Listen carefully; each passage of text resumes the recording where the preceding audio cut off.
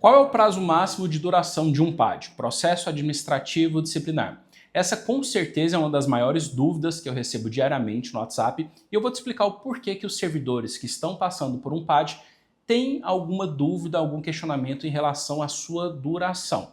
Bom, a legislação, e aqui eu estou me referindo à legislação do âmbito federal, a Lei 8.112, só que também se aplica aos entes municipais e estaduais. Ela prevê que um PAD deveria durar no máximo 60 dias, prorrogável por mais 60 e com 20 dias para decisão. Então a gente chega a um número de 140 dias. Portanto, em regra, um PAD deveria ser cumprido todo o seu rito processual durante 140 dias. Tanto é que quando o PAD é instaurado, o prazo prescricional da pena fica suspenso por esses 140 dias, que é justamente o prazo que deveria ser encerrado o processo administrativo disciplinar.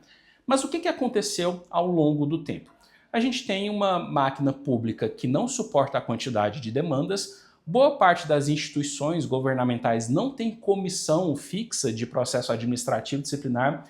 Isso significa que precisa trazer servidores que estão em outras atividades para cumprir aquele ofício, aquele trabalho de ser membro de comissão de PAD e, por consequência, esse prazo começou a ser exaurido, as pessoas estavam extrapolando esse prazo. A partir daí, os servidores que estavam respondendo um PAD começaram a acionar o judiciário para pleitear uma nulidade pelo fato de o prazo ter sido extrapolado. Só que o que a justiça entendeu, e isso já tem até entendimento do STJ, que o simples fato de extrapolar o prazo de 140 dias não é suficiente para gerar uma nulidade do PAD. E a justificativa é justamente essa, que existe muita demanda da administração pública e não existe a quantidade suficiente de servidores para lidar com essa demanda. Então, na prática, os PADs, eles são eternamente prorrogados. É normal chegar um PAD aqui com 10 portarias de prorrogação por mais 60 dias. Alguns até justificam o porquê, colocam lá, a gente tem que apurar melhor, a gente tem que fazer isso daqui, não está sendo possível apurar nesse tempo.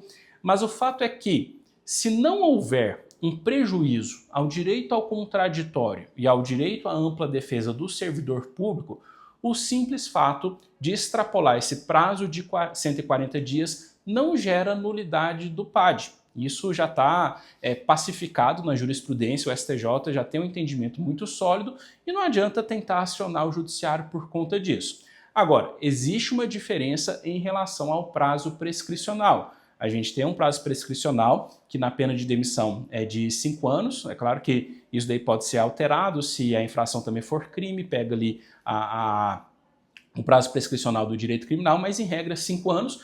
Não é um prazo linear, esse prazo, via de regra, é a partir da ciência da autoridade competente para instaurar o PAD, então existem vários desdobramentos em relação a isso, tem o prazo de suspensão de 140 dias. Como é um tema complexo, eu vou deixar aqui na descrição desse vídeo um artigo bem simples, bem detalhado, que eu expliquei tudo para você fazer o cálculo da prescrição do PAD.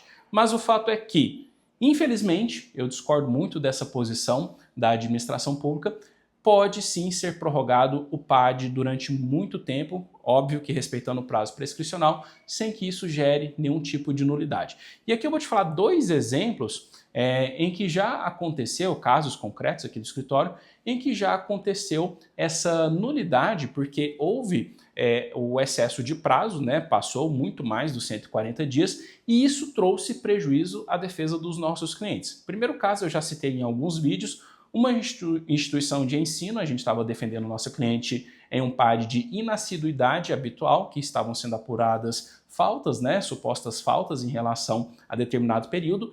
E o que aconteceu? Esse PAD já se arrastava há muitos anos e nesse lapso temporal, a instituição de ensino ela modificou o seu sistema de registro de pontos. Só que qual que foi o detalhe? Ela não fez o backup dos registros anteriores, não foram migrados para o novo registro. Então, o lapso temporal gerou prejuízo ao direito ao contraditório e ampla defesa. Por quê? Não existia mais aqueles elementos que comprovavam a assiduidade da nossa cliente. Isso, portanto, foi uma falha da administração pública que, ao fazer a modificação do sistema, não fez o backup, não levou esses registros, não salvou esses registros de uma forma que a gente pudesse instruir o processo. Então, nesse caso, ficou caracterizado ferimento ao contraditório e ampla defesa. Outra situação, quando vamos colocar, esse eu não posso falar com mais detalhes, então vou falar numa situação hipotética. Vamos colocar uma situação em que está se averiguando possíveis fraudes na concessão de benefícios do INSS. E aí o INSS arrola as testemunhas são os segurados que receberam esses benefícios. Como demora muito, são pessoas idosas, ao longo desse tempo, esses segurados vieram a falecer.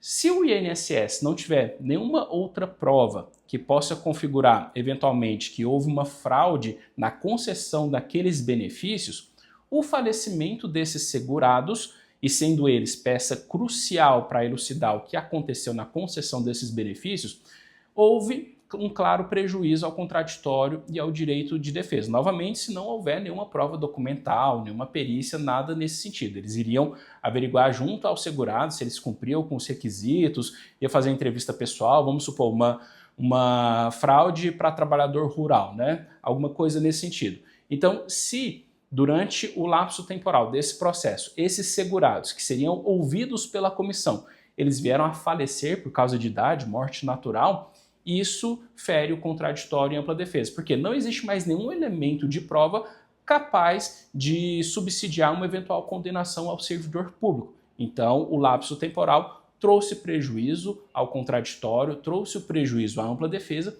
e, por isso, existiu a nulidade do pátio. Então, mais uma vez, o simples fato de exaurir os 140 dias não é suficiente para que o judiciário entenda pela nulidade daquele processo. O que deve ser avaliado é se houve um ferimento ao contraditório e à ampla defesa.